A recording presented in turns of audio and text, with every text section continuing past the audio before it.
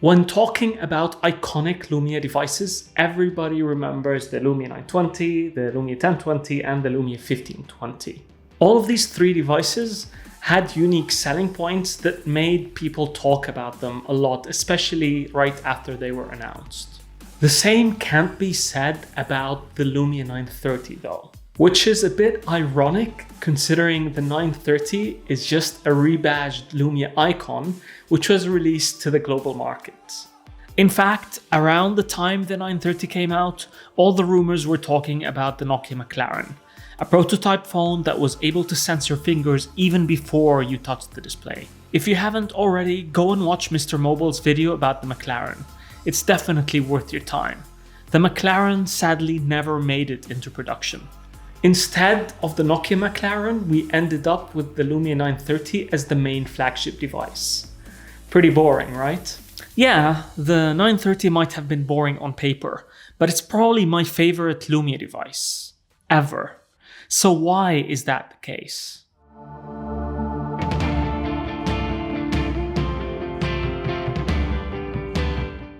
Like every iconic Nokia Lumia story, it all starts with the design, and Nokia nailed it. When I first saw the promo video, I wasn't really sold on it at all, in fact.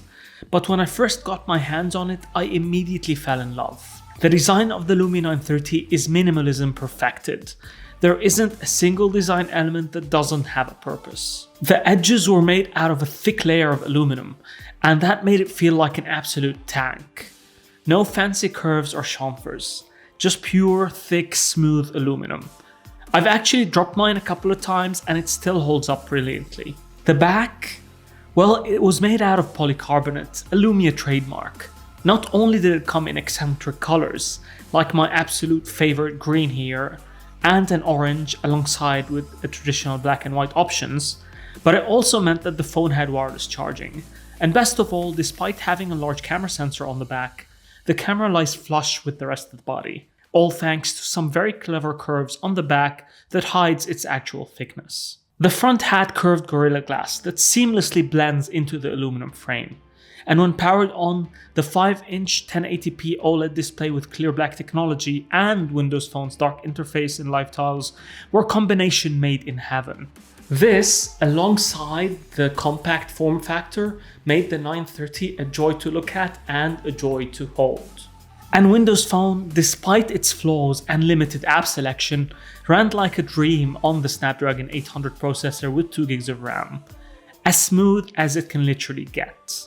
Then there was the 20 megapixel PureView camera with OIS, which tried to blend between the large optics of the Lumia 1020's 41 megapixel beast and the manageable size of the 8.7 megapixel sensor found on the Lumia 920. And it worked brilliantly. Images captured were excellent and still hold up quite well even in low light. The color science and cool HDR effects still work very well even today. And capturing 4K video with Nokia's class-leading rich recording still works like a charm. The camera sensor might not have been new, as it was previously shown on the Lumia 1520, but it was still class-leading.